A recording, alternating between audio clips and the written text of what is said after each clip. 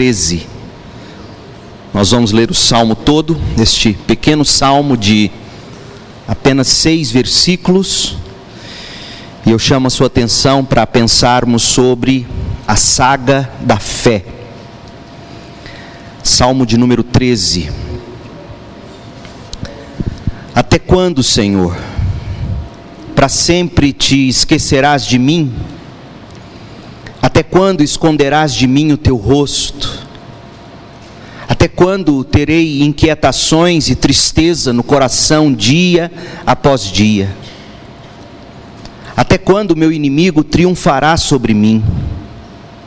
Olha para mim e responde, Senhor meu Deus, ilumina os meus olhos, ou do contrário, dormirei o sono da morte. Os meus inimigos dirão, eu venci, e os meus adversários festejarão o meu fracasso. Eu, porém, confio em teu amor, o meu coração exulta em tua salvação. Quero cantar ao Senhor pelo bem que me tem feito. Amém. O Salmo de número 13 foi escrito para aqueles que já se sentiram esquecidos ou abandonados. O Salmo 13 é para aqueles momentos quando a gente para e se sente como se ninguém parecesse mais se importar conosco. Nem mesmo Deus. Se você já passou por esses momentos, o Salmo 13 é para você. É certo que as pessoas se sentem abandonadas. Algumas pessoas se sentem esquecidas pelas outras. Todos nós sabemos disso. Agora, o que pouca gente costuma admitir, e especialmente nos círculos cristãos, é que essas pessoas se sentem abandonadas ou esquecidas por Deus. Geralmente a pessoa sente que ninguém se importa com ela. E já que ninguém se importa, Deus também não deve se importar. Deve tê-la abandonado à sua própria sorte. Essas pessoas que se sentem assim, abandonadas, elas ficam ácidas. Elas atingem todos que se aproximam delas. Elas atacam a tudo e a todos com palavras de acusação. Se ela se sente abandonada, esquecida, e alguém tenta se aproximar, ela ataca. Noutros casos, essa pessoa simplesmente não fala do que está sentindo, porque ela teme ser retaliada por aqueles que pensam que crente não enfrenta esse tipo de sentimento, que crente não se entristece, crente não se deprime. E aí, se ela se sente assim, ela não se abre, ela se fecha. Por exemplo, existiu um escritor, um filósofo ateísta francês chamado Voltaire. E certa vez ele declarou que, naquele momento da vida dele, ele disse que dali a 20 anos o cristianismo deixaria de existir. Voltaire disse que apenas a mão dele seria capaz de destruir o edifício que levou 12 apóstolos para erguer.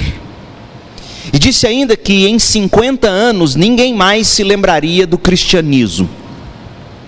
Só que o tiro saiu pela culatra. Naquele mesmo ano, no ano em que ele fez tais citações, o Museu Britânico pagou ao governo russo $500 mil por um manuscrito da Bíblia.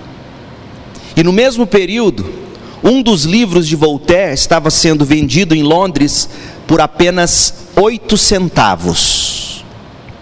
50 anos depois das declarações de escárnio de Voltaire, a casa onde Voltaire morou e de onde ele escreveu os livros se tornou a sede da Sociedade Bíblica de Genebra. Então, longe de ter desaparecido com o cristianismo, a casa dele estava agora sendo usada para espalhar as escrituras cristãs.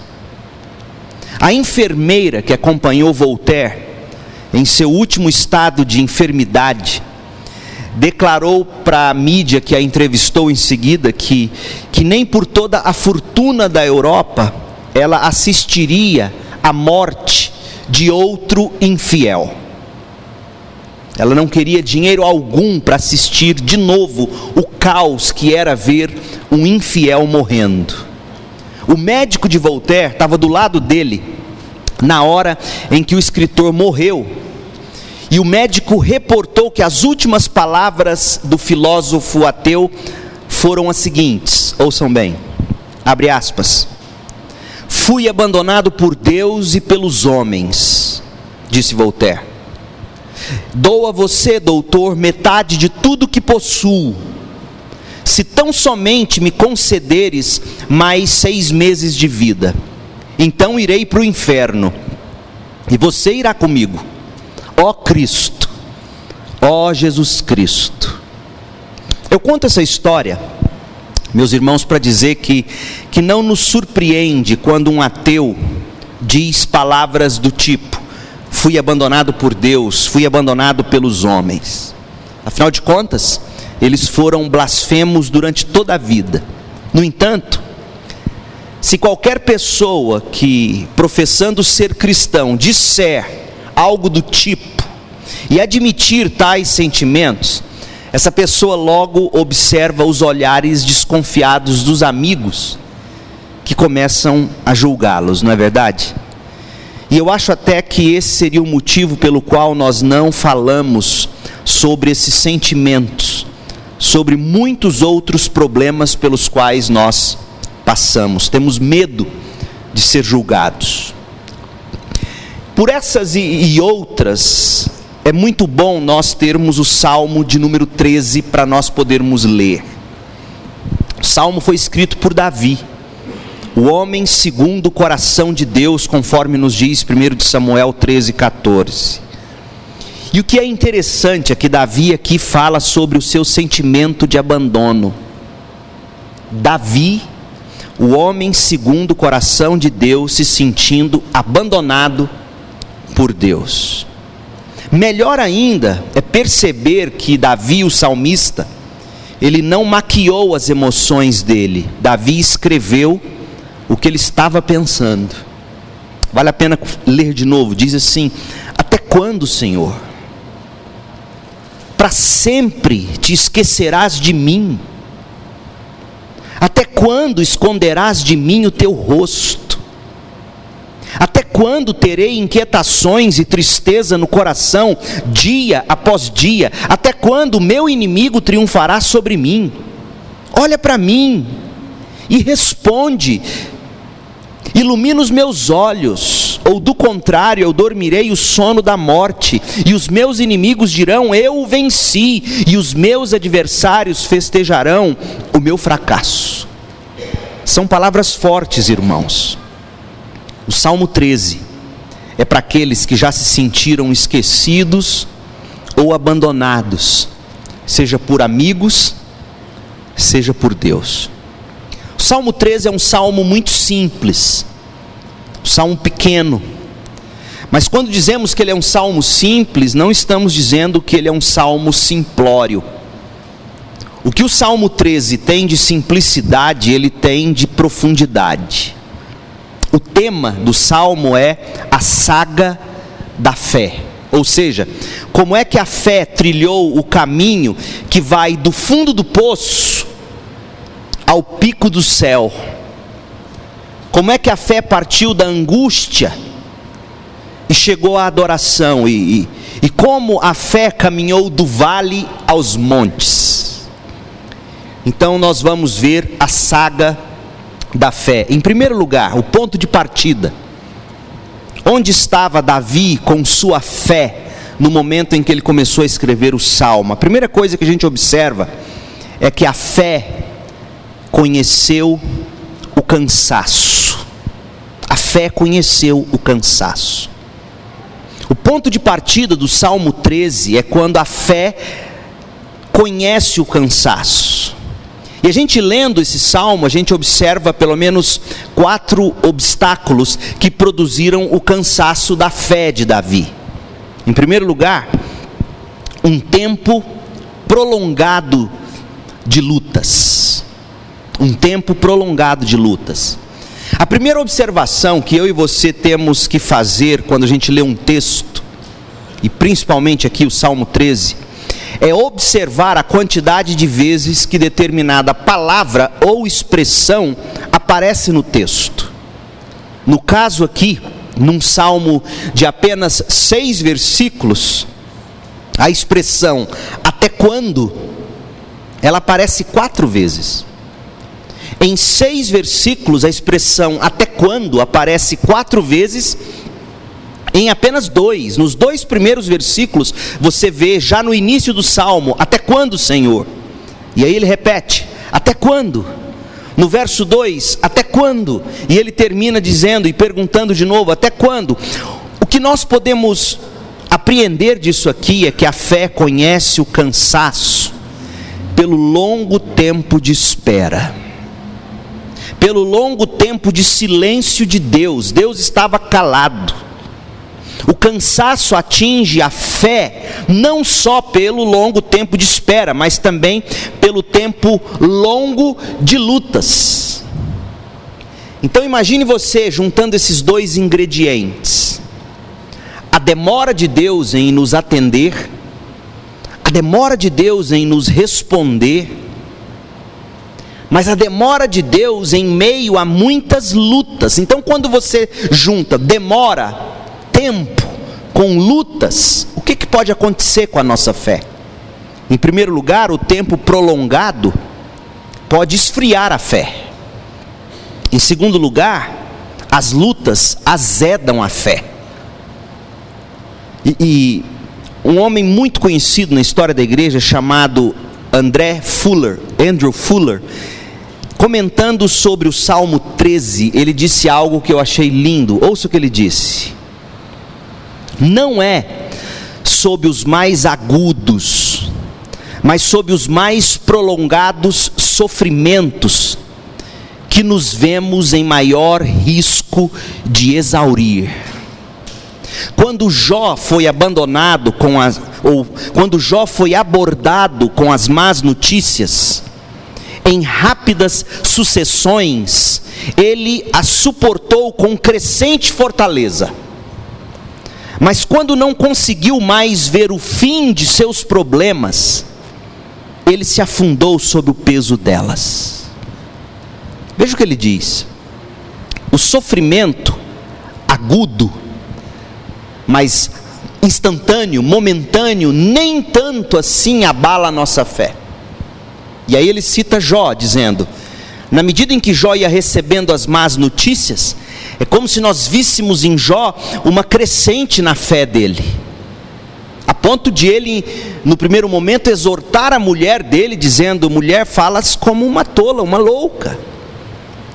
Não vamos confiar em Deus? Deus deu, Deus tomou, bendito seja o nome do Senhor. Então no momento agudo da dor e do sofrimento, a gente até suporta, mas na medida em que o tempo vai passando, e a gente não vai conseguindo ver fim aos problemas, e Deus parece não falar conosco, a fé da gente parece fraquejar e azedar. E aí a gente continua lendo Jó, e a gente vai vendo que pouco a pouco a fé dele aparentemente vai minguando, até que Deus chama ele à conversa, e o livro termina daquela forma. Um tempo de lutas prolongado pode cansar a nossa fé.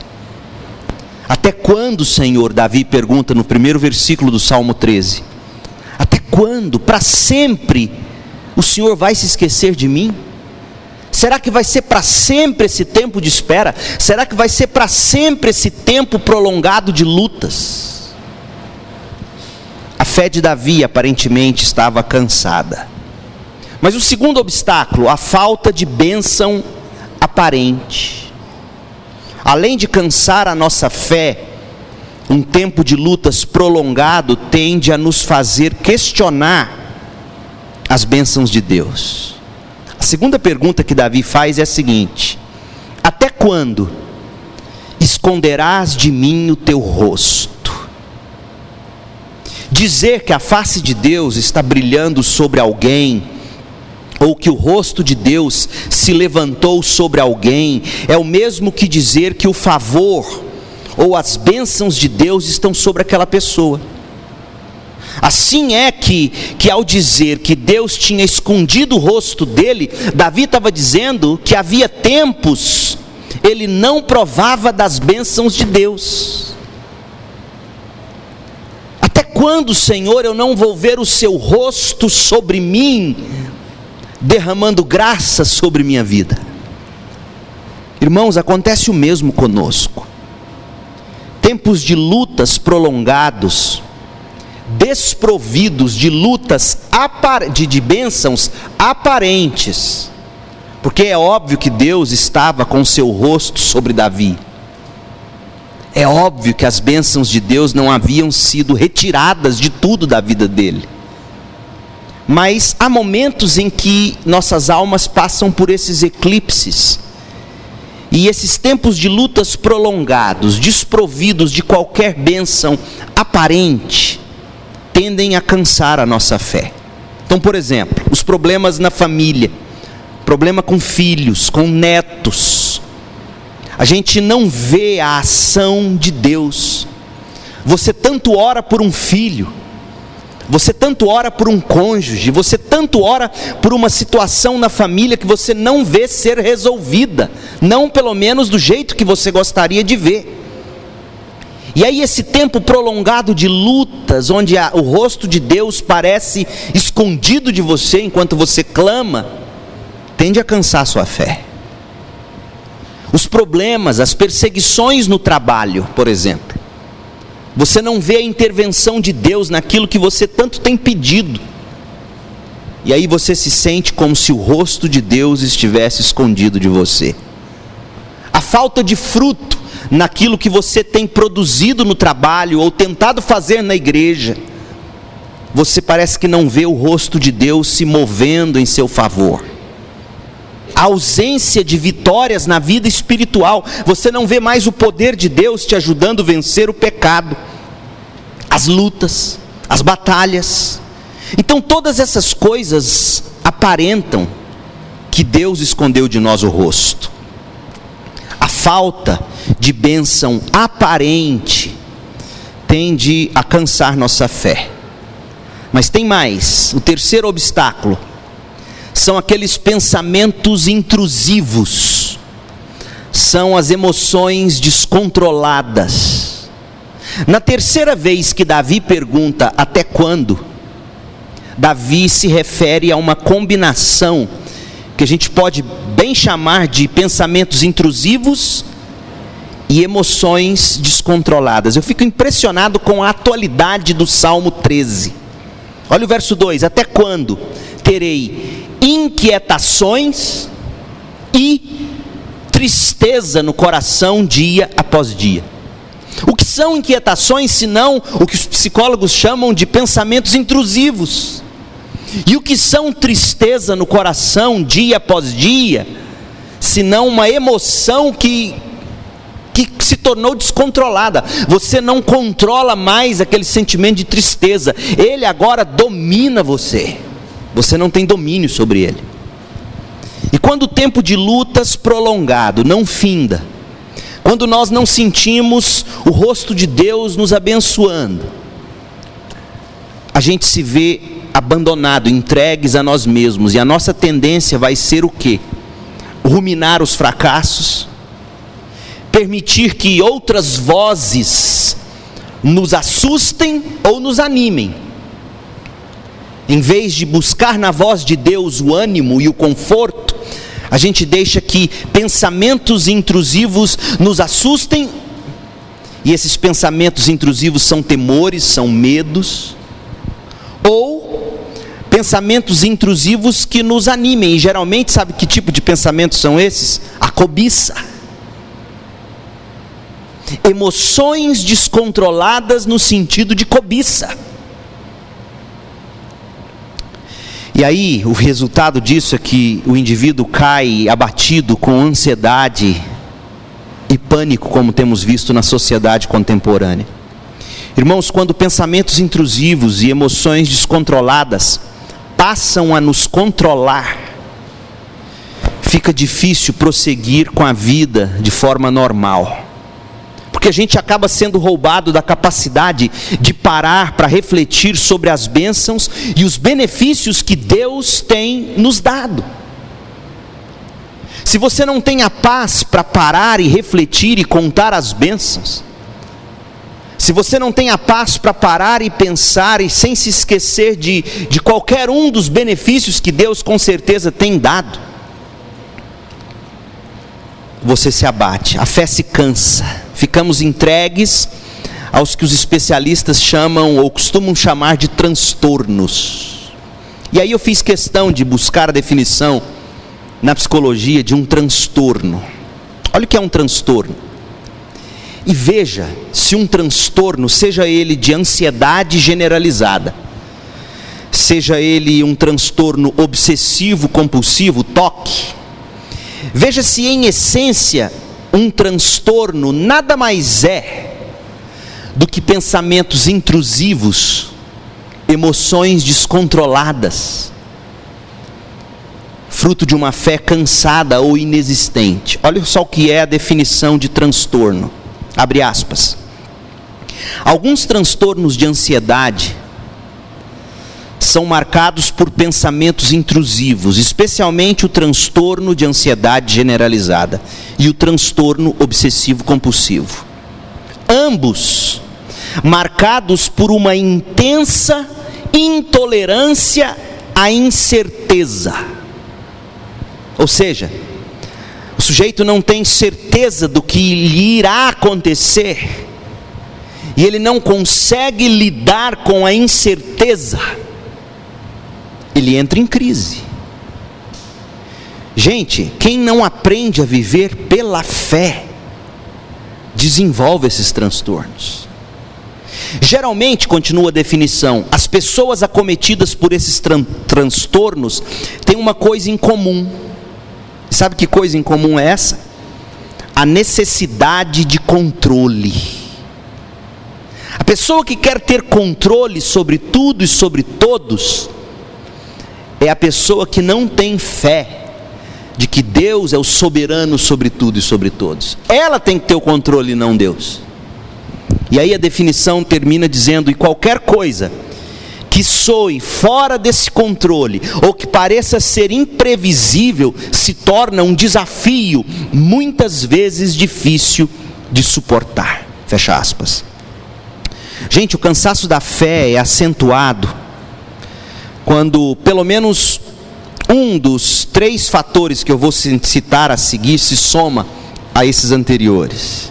Ou seja, esse tempo de lutas prolongado, do qual Davi falou, a falta de bênção aparente, do qual também Davi falou, e esses pensamentos intrusivos, essas emoções descontroladas: até quando terei inquietações e tristeza no coração dia após dia? Tudo isso somado a pelo menos um dos 3 fatores cansa qualquer fé. A primeira coisa que eu quero destacar é que algumas pessoas são mais propensas à melancolia do que as outras. Martin Lloyd-Jones, que foi um grande pregador e médico, ele escreveu um livro chamado Depressão Espiritual. E ele afirma o seguinte, que entre as causas mais frequentes de depressão está o temperamento da pessoa. Saber que o temperamento pode inclinar você à depressão não vai curá-lo, mas com certeza vai ajudar você a pesar os fatores na hora de fazer uma avaliação. Então existem pessoas com maior tendência à melancolia. O segundo fator por qual chama a sua atenção é que mergulhos ocasionais em pensamentos intrusivos, emoções descontroladas, podem ser causados por algum fator físico, uma doença, por exemplo. Sabe-se que Spurgeon, um dos maiores pregadores batistas de todos os tempos, sofria de forte crises de depressão.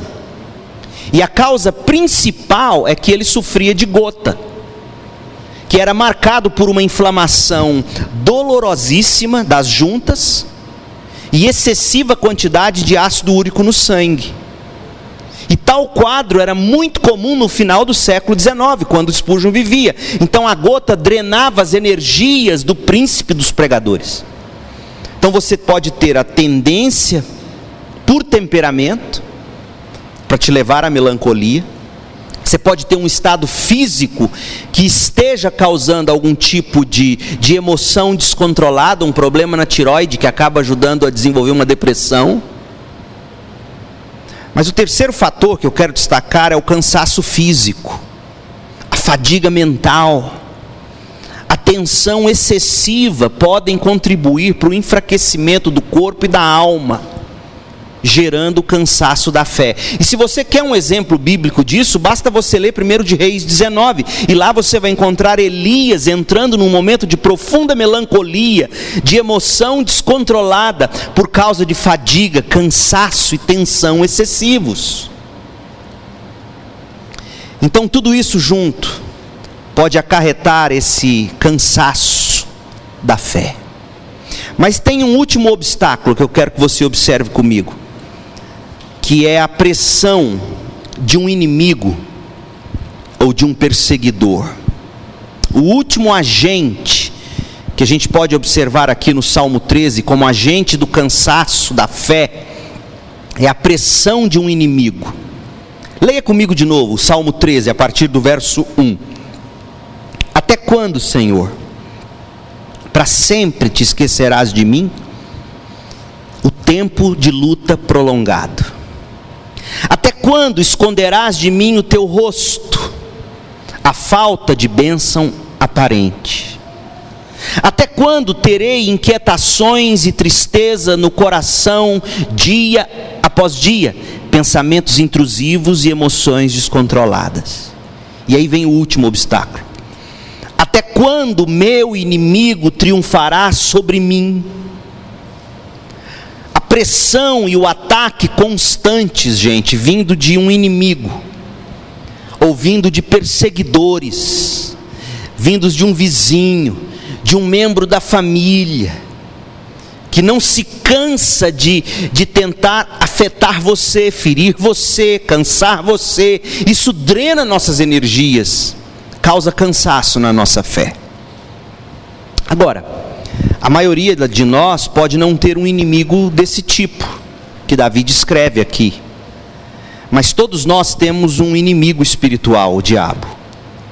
E 1 de Pedro 5, verso 8, diz que ele é como um leão, que ruge ao nosso redor, tentando tragar a fé de quem ele puder devorar. E geralmente as presas desse leão são os sofrimentos causados tanto por outras pessoas, como por um mundo caído em que vivemos. O sofrimento são as presas desse leão. Martin Lloyd-Jones, comentando sobre isso, ele diz assim: o diabo é o nosso adversário, adversário de nossas almas. Ele pode usar os nossos temperamentos e as nossas condições físicas. O diabo lida conosco de tal forma que acabamos por permitir que o nosso temperamento nos controle e nos governe, em vez de o mantermos onde ele deveria ficar. Não há fim para as formas de o diabo produzir depressão espiritual nas pessoas. Nós temos que mantê-lo sempre em mente. Fecha aspas. Então, a fé de Davi aqui no Salmo 13, como vimos, ela parte do ponto onde ela encontra o cansaço.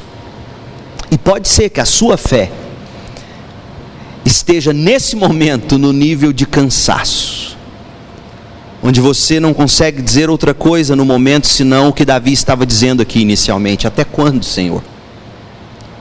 Até quando esse sofrimento vai permanecer, essas pessoas vão prevalecer, meu coração vai se abater em tristeza, em angústias, em medos? Até quando?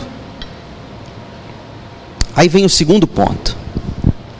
A fé, ela segue o seu instinto. No Salmo 13 a gente vê isso claramente. Ela parte do cansaço, a fé, e ela segue o seu instinto. O que é instinto?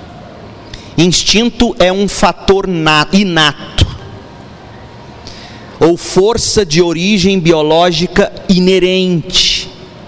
O instinto é uma tendência natural, o instinto é um impulso instantâneo. Pois bem, o instinto da fé é Deus. Sabe por quê?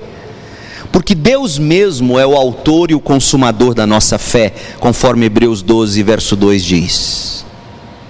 Então, dessa forma, observe o seguinte: o instinto da fé levou Davi a fazer algo, levou Davi a orar com fé. É impressionante porque no final do verso 2 do Salmo 13, a gente vê Davi dando o seu último suspiro de lamento: até quando? Mas o verso 3 começa nos mostrando como a fé, por instinto, não abandona Deus. Diz o verso 3: olha para mim e responde, Senhor, meu Deus. Que coisa linda, gente. Olha para mim e responde, Senhor, meu Deus. Irmãos, depois de tudo dito e feito, Davi ainda estava orando. Essa atitude de oração foi o ponto de virada da vida de Davi aqui no Salmo 13. Por mais paradoxal que seja, irmãos, é no buraco do sofrimento, é no vale da sombra da morte, quando a gente se pega orando, que a gente descobre que há em nós fé o bastante para a gente prosseguir com perseverança. Porque quem não tem fé, veja bem, quem não tem fé nem ora. Quem não tem fé não fica repetindo: até quando, Senhor? Até quando, Senhor? Só ora quem tem fé. Ora, e ora mesmo que chorando, mesmo que lamentando, nunca para de orar. O instinto da fé é o que ainda nos dá esperança. É impressionante porque o que a gente descobre nesse salmo é que esses momentos de angústia e de cansaço da fé são reais. Mas ao mesmo tempo o crente se depara com a seguinte realidade: ele jamais conseguirá deixar de clamar. E aí vem o terceiro ponto: a fé exercita a razão. A fé parte do cansaço, ela segue o seu instinto e começa a exercitar a razão. E a gente vê a razão sendo exercitada nos argumentos que Davi apresenta aqui, na oração dele. Ele diz assim: olha para mim e responde, Senhor meu Deus.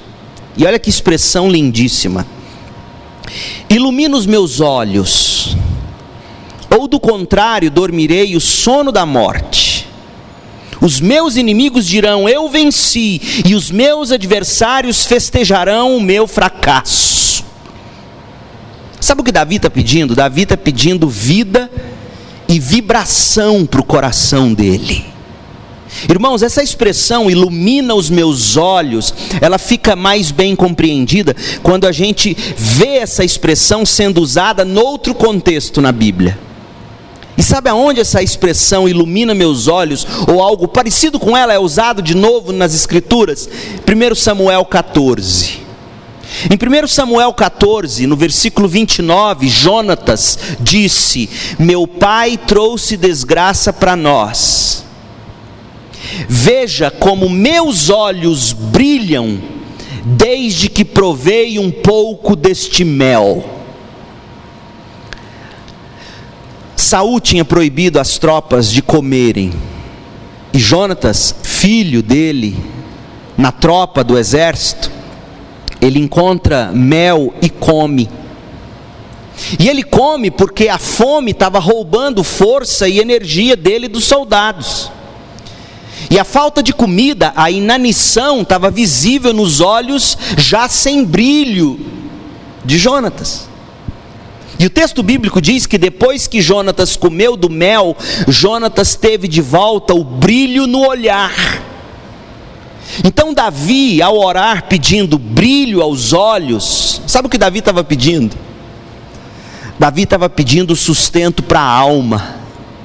Davi estava pedindo alegria para o coração. Em outras palavras, Davi, com razão, entende que se Deus fortalecesse o homem interior dele, ele teria forças para prosseguir, não interessasse quantos inimigos ainda continuassem ao redor dele. Davi entende que o que tem que mudar aqui é o brilho no olhar dele. O que tem que mudar aqui é o coração dele, que precisa de bálsamo e mel. Esse é o tipo de oração que usa a razão, meus irmãos. Esse é o tipo de oração que usa a razão porque enxerga a raiz do problema e pede a coisa certa. Senhor, dá brilho de novo aos meus olhos, alegria, para que eu possa enxergar a vida com os teus olhos. Do jeito que está, a minha alma está com fome. Eu já não vejo mais a vida com brilho, com luz. E olha como Davi argumenta, ele continua. E eu quero que você observe agora no Salmo 13, versos 3 e 4, os verbos que aqui estão. Porque Davi, ele combate aqui em oração, fazendo menção das principais causas do fracasso na fé dele, do cansaço na fé. Olha os verbos, verso 3, olha para mim, verbo olhar. Responde, o verbo responder. Ilumina os meus olhos. Veja que essas três petições revelam três das causas do cansaço dele na fé. Então, quando Davi disse lá, não esconda teu rosto, até quando vai continuar escondendo o teu rosto? Aqui ele diz, olha para mim. Não te esqueças de mim, mas responde. Não deixe o inimigo triunfar sobre mim, mas ilumina os meus olhos. Irmãos, o que impressiona sobre o exercício da razão nesse salmo é que Davi, pela fé, foi capaz de fazer o diagnóstico e de agir corretamente para obter a cura. Toda cura precisa ter um diagnóstico certo. Porque se o médico fizer o diagnóstico errado da sua doença, ou ele mata você mais cedo, ou ele nunca vai conseguir te ajudar. E qual é o diagnóstico que Davi faz? Senhor, eu preciso de brilho nos olhos. Senhor, eu preciso de ânimo para minha fé. Ilumina meus olhos, responde o meu clamor, olha para mim. Irmãos, como é importante o exercício da razão. Caminhando para o fim, em quarto lugar, eu quero que você veja comigo aonde a fé chegou aqui no Salmo. Ela parte do cansaço, ela segue o instinto, ela exercita a razão e por fim, ela ancora o coração de Davi em Deus. Eu acho lindo o verso 5 e o verso 6 do Salmo, que diz assim, eu, porém, confio em teu amor. O meu coração exulta em tua salvação. Quero cantar ao Senhor pelo bem que me tem feito. Davi destaca três coisas em Deus aqui, você notou? O que ele destacou aqui? Amor, salvação e bondade de Deus. Agora vamos ser francos, irmãos, porque esse tipo de franqueza é o que o cético e o ímpio levantam toda hora contra nós, e nós, se não tomarmos cuidado, usamos isso contra nós mesmos, cansando ainda mais a nossa fé. Veja bem, que amor é esse, do qual Davi diz aqui, que Deus, que ele vai confiar no amor de Deus. Que amor é esse que nos leva ao vale do sofrimento? Vale esse que Davi estava atravessando. Que Deus é esse que ama e que nos leva ao sofrimento, porque eu não sou daqueles que acredita apenas que Deus permite sofrimento. Eu sou dos que acredita que Deus muitas vezes nos leva ao sofrimento. Ele é soberano bastante para nos pegar pela mão e nos fazer andar por vales. Que amor é esse? Davi, você ainda tem coragem de falar em amor, se Deus está fazendo você atravessar esse vale? Eu creio que o mesmo Davi diria, sim senhor, é amor. Sabe por que é amor? E aí ele responderia com outro salmo, o 119:71, que diz assim: foi bom ter eu passado pela aflição, para que aprendesse os teus decretos. Esse é o amor de Deus. É o amor que nos faz andar no vale do sofrimento, para a gente aprender de Deus. Há coisas sobre Deus que nós não aprenderíamos se não estivéssemos sofrendo, irmãos. É isso que Davi está dizendo. Eu, porém, confio em teu amor, porque o teu amor me leva ao vale do sofrimento, e para lá me leva, porque se eu não passar pela aflição, eu não vou aprender os teus decretos. Outra coisa, que salvação é essa que nos conduz nas mãos dos inimigos? Davi está pedindo para Deus livrá-lo dos inimigos. E aqui está Davi, bem dizendo, exultando a salvação de Deus. E aí Davi poderia citar Lucas 12, que diria que salvação que nos ensina a quem nós devemos temer. A quem nós devemos temer. Jesus diz assim: eu lhes digo, meus amigos, Lucas 12:4, não tenham medo dos homens que matam o corpo e depois nada mais podem fazer. Não tenham medo de morrer. Não tenham medo de morrer nas mãos dos inimigos, mas eu lhes mostrarei a quem vocês devem temer. Temam aquele que depois de matar o corpo, tem poder para lançar no inferno. Sim, eu lhes digo, esse vocês devem temer. Não temam os homens, temam a Deus. Então, que salvação é essa que nos conduz nas mãos dos inimigos? É a salvação que nos ensina que o único a quem devemos temer é o Senhor Deus soberano. Eu não tenho que temer ímpios. Fico vendo crente às vezes brincando, bate na madeira, isola, para de falar nisso. Nós não temos que temer doenças, nós não temos que temer inimigos, nós temos que temer o Senhor Deus dos exércitos. E que bondade é essa que não nos guia, ou não nos livra dos males da vida? Que bondade é essa que Davi está dizendo? Deus é bom, mas você está aí enfrentando todo tipo de mal. É a bondade que nos ensina que a graça de Deus, irmãos, é melhor do que a vida. O Salmo 63, verso 3 diz que porque a tua graça é melhor do que a vida, os meus lábios te louvam.